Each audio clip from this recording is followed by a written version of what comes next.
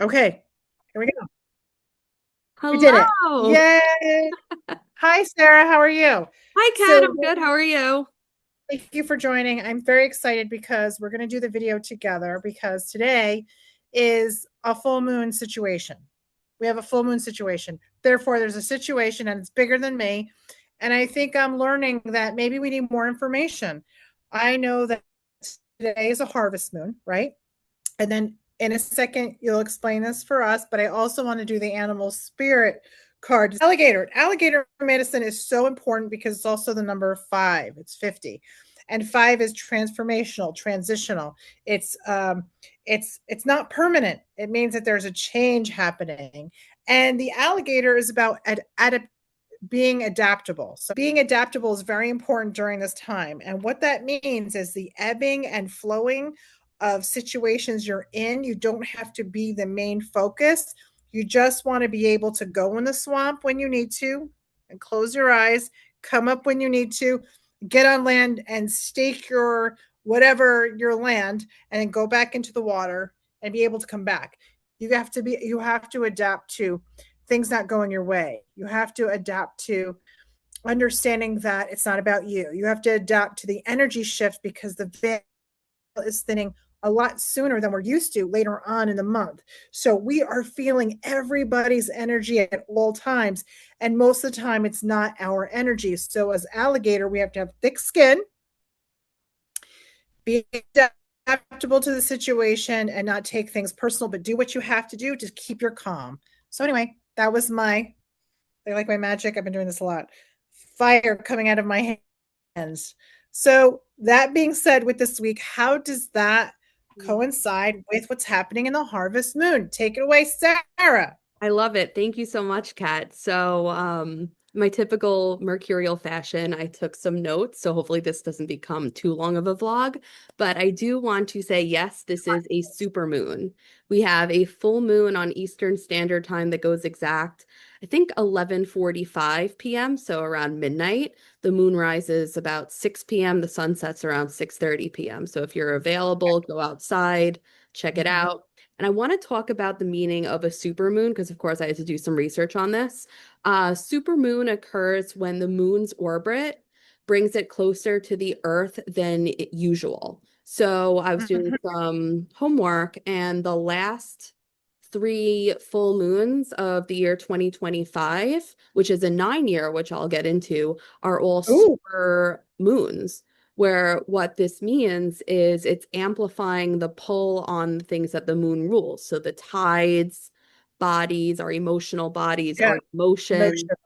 exactly. Our reactions and instincts are going to feel sharper. There's a sense of urgency that's being heightened. And the full moon is at 14 degrees Aries. Kat, I know this is your Yeah. sign. Oh no. Oh no. There's fire. There's a fire in the house. Okay, I'm So listening. So the sun is in Libra, 14 degrees of Libra, and we always have a full moon when in astrology, the sun and the moon, those celestial bodies oppose each other, the more you know. So I want to talk a little bit about what I said about 2025 being a 9 year and see if this ties in with the alligator medicine. So 2025 in numerology is a 9 year. So that's endings, surrender, completion, kind of piggybacking off of what you had mentioned earlier, Kat. And the thing with Aries, as you are the Aries master, I have zero Aries in my chart. So let me know if this hits. I love Aries, being called monster sorry. because our egos really need it. We need to feed our egos. We're like dispenser. We just want to hear it all the time. It's amazing. Listen, I like how us, the Cancer Aries, we get along. Usually, Everybody's a Cancer. Donovan, Tracy, Nico, Lacey girl. Tr- did I mention Tracy? Everybody's a Cancer. All my friend Cancer, and then there's one Aries. I'm the only Aries in my entire family. wow, Everybody's Aquarius or Cancer or Gemini. That's it. Is that interesting? that is very interesting. So Aries doesn't surrender without a fight. Never. Aries goes out swinging. insists on whatever is dying, clearing a path for something to be born. So when I was really sitting on this, I kept thinking of this full moon as like the fertilizer for our next Ooh, evolution. that's so happening. That makes so much sense. It is totally a completion year. And the nine is not only, it's so reverent, especially in Eastern cultures, of like, everything is in nine, right? And that vibration of ending a chapter, beginning the new one, because the next chapter is about self. Next year, Exactly. next year is about self. Exactly. And so here we are, we're like creating our boundaries, we're resolving relationships that haven't worked out for us. We've done, let's see, I'm trying to think what else we've done this year, but it's about um, finding that you're more than what you've been doing. It's So been much. bravery, so much change, and it can be scary, but that's what's interesting is we need this energy to help us so that we can get on the direction that we're destined to be in. I couldn't agree more. So when I take a look at full moons, new moons, I see full moons as a culmination of the new moon that was activated 6 months earlier. So kind of just like tying a story together. Uh, Yeah. so this is a culmination of the new moon that we had on March 29th, which was part of an eclipse. It was that new moon in Yep. Aries, which fun fact was like 3 or 4 days like before my Saturn return. So it's like we're feeling the aftershocks of that now, especially with a lot of the Yeah. outer planets in retrograde, like retrograding, for example, and I'll talk about this, Saturn retrograding from Aries, the first zodiac sign, your zodiac sign, back into Pisces, being like, well, did you really finish this? Because we're gonna double check. We're gonna double check that you're not like going back and doing the same things. You know what I mean? Just kind of exactly Damn what you said. cycles. These cycles. Right. Literally. So when we had the full moon, not full moon, sorry, the new moon in Aries, on the 29th of March, the ruling planet was Mars. So Mars rules Aries. When we had that new moon in Aries, Mars, the ruler of that, was at 22 degrees of Cancer. Mars is the planet of drive, the planet of action, doesn't always feel comfortable in the sign of Cancer. Now, what I found interesting, and this is just me being a massive nerd, is that Jupiter, the sign of expansion, abundance, is at 23 degrees of Cancer. So it's like Mars is like passing the torch to Jupiter. But now it's going from being in the fall to being the exaltation. And I can explain this more. Basically, just like marking an evolution of our personal motive because Mars, driven by, survival, defensiveness, doesn't Mm-hmm. do so well in Cancer. That's ruled by the moon. We need our naps. We need to, be Home. You need home. Snuggles. Home. exactly, exactly. But Jupiter, on Security. the other hand, exactly is I'm such a crab. Jupiter is exalted in Cancer, so it's like this emotional um fall of Mars in Cancer is now in Jupiter, so that's showing wisdom, empathy, emotional maturity. And in particular for this, it's like the Yeah. emotional maturity Yeah. regarding like the last 6 months. And I don't know about you, Mhm. Kat, but a lot has happened in my life in these last 6 months. Oh, amen. Me too. You and I have had many conversations, and our Patreon circle knows more about me than I think my family could ever know. I've just been going through so much, but we're at that end of the cycle. And I think that's what this moon is about. Because I also wanted to talk about the things that we could do to really expand this energy from tonight. So, so going back into like rounding this up, tonight's moon is about emotional. What would you say that this moon is for spiritually? So Aries Libra is me, Aries, versus the we, Libra, right? The balancing of war and peace, right? Things that Aries and Libra represents. So, and I also see it as a balancing, right? We just had the equinox, we have a leveling out of darkness Right. and light. So I see it as finding our spiritual center in a very chaotic world and really making Mhm. sense of, as you said, right, the last 6 months, this cycle, Yeah. closing it up, dotting our I's, crossing our T's, and just moving on. And speaking of moving on, it's not exact anymore, but Venus, the planet of pleasure, the feminine polarity of, attraction, money, value in Virgo, Mhm. was conjunct the South Node, and the South Node is all about our past lives, past experiences. So to me, Venus on the South Node is like, again, like what can we take from these experiences and like move the heck on? Right. Like take Okay. advice. Right, right. No, that's really good. So something that you could do today tangibly is I think get into your meditation. Hmm. I think that if you haven't been able to just during as late as you can before bed, really bring in anytime there's a harvest moon, it's about gratitude for all the work you've been doing, Hmm. right? And look at all the abundance that did happen for you. We tend to look at what we don't have instead of what we do. And these moons and why we have these conversations are healthy reminders that we are more abundant, even when we have not, we do have some.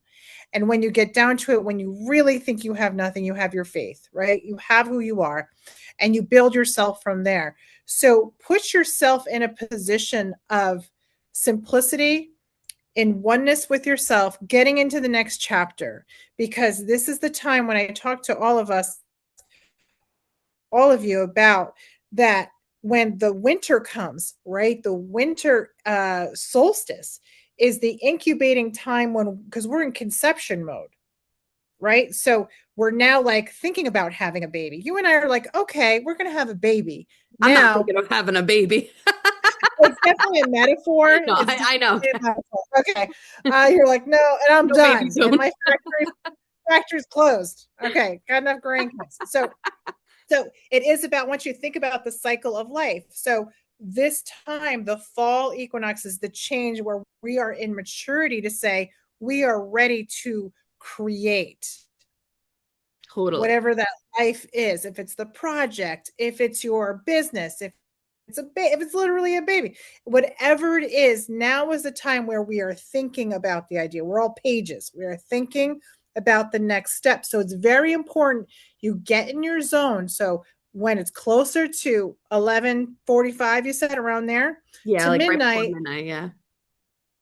right before midnight or before you go to bed, take a time, look at the sky and just get into your gratitude pose, get into your graciousness, write it out what you're grateful for, what your ideas are that you want to incubate when we fertilize this idea, because that's what winter is for. It's for the growth.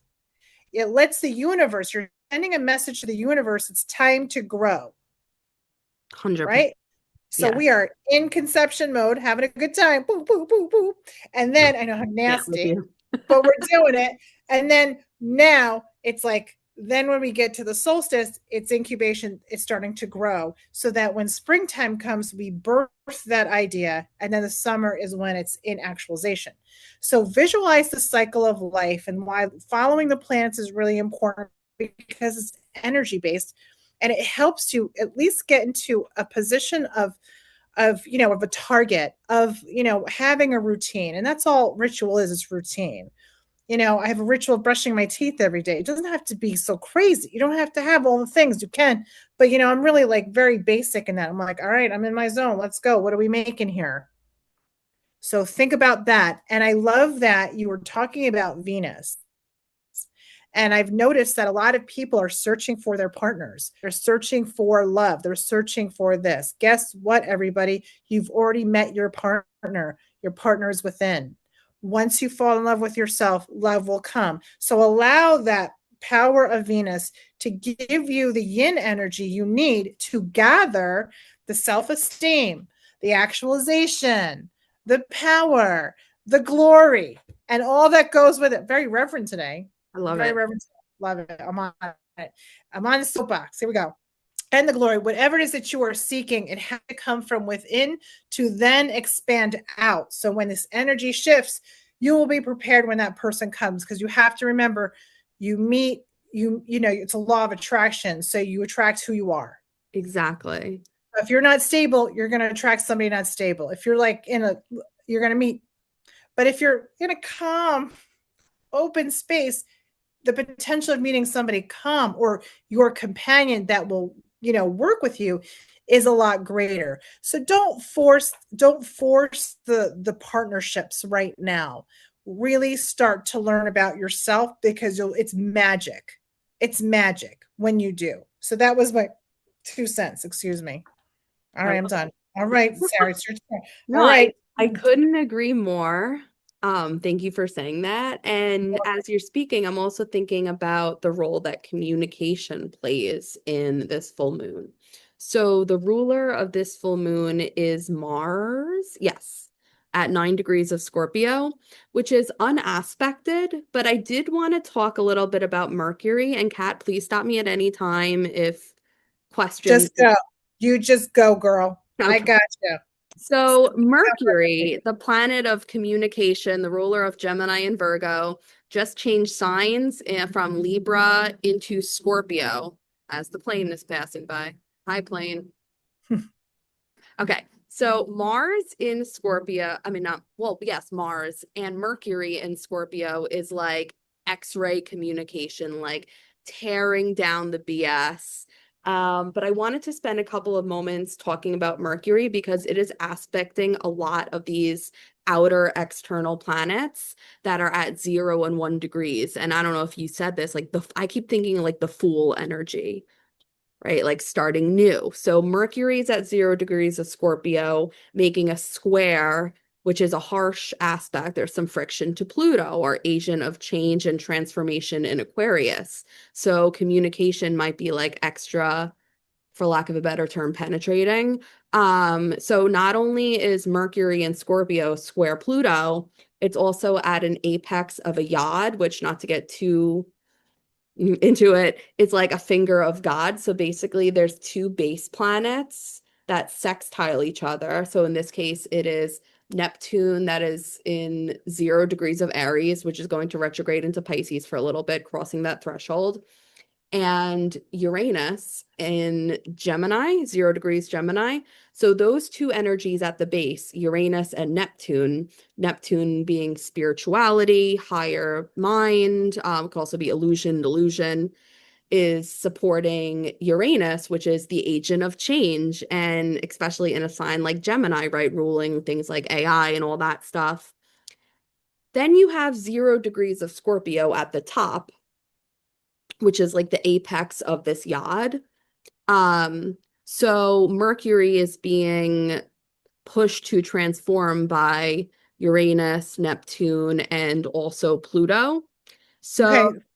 what I'm getting from this is that the truths that were dangerous to name are ready to be spoken. I know Oh that was shit. really deep. This is my advice. I'm Um, just kidding. No, I think that the communication is really important. I think that truth is a freedom. mm, I think we have a lot of fear-based thinking when it comes to speaking truth.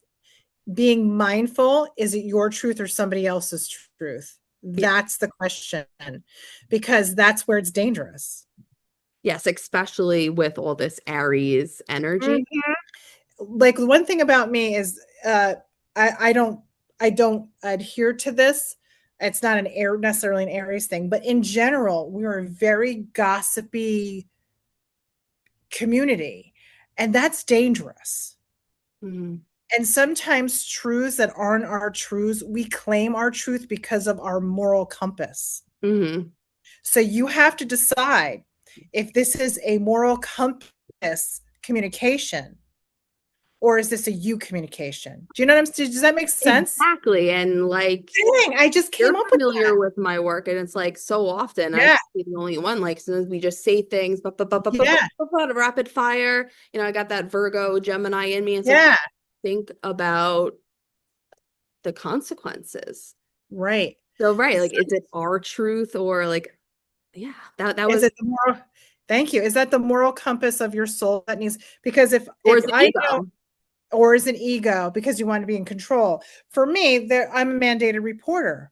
So Yeah, if I same. have, and I work with children, so I'm like, that's a dangerous truth. Once I open this can of worms, somebody else's life is going to change. So I have to be very careful what I'm perceiving. That is a moral compass and possible dangerous communication. There's sometimes it's so blatant, but no, sometimes it's not. Sometimes you're on this like really thing, but with the Libra thing, and I don't even do astrology, but I'm just being psychic right now because I'm having friends here, I guess, is that with the Libra and justice happening, sometimes you just have to talk to the moon and say, I feel uncomfortable about this communication. Help me bring it out. The truth will come out. And it may not be directly from your voice, but the universe will present the justice that needs to happen. Always trust that. I think that's a So great big. conversation. That's That's a so big. And that just, it's so relevant to my that's life crazy. and so many others. It's like the Yeah, truth will come out. Don't let it come from a place of ego. And sometimes we just right. do. And Proving a point. Right. exactly. And I've been Yeah. there. I don't say we've all been there, but so many of us have been there. And it's not something that Yeah. we could beat ourselves up over. That's Yeah. countless times of my life just wasting over beating myself up over something Yeah. stupid I said or whatever. And Right. it's Right. not constructive to beat ourselves up. However, how do we learn from it and do better from next time A is like hundred something that I percent. need taped to my forehead. But That's right. so So many of us go there. I want to wrap this up. I yeah, know we could talk about the Sarah. We've done this, but we can talk forever about this topic. I think this was so constructive, me and I too. actually understood what you were saying. I just want to say I know I understood it, so I was like really proud about that. Um, Yay. so let's regroup this, if that's okay. Today is a time to go and look at the moon. And I want you to really visualize the gratitude and release the things that don't serve you. Start thinking about the incubation period we're going to be having when the solstice comes, because we're in equinox still. And the veil is thinning much sooner. So some of your feelings aren't even about you. It's just you don't know where it's coming from. Use your safety plans, use your hematites, use your grounding force. You guys know how to do that.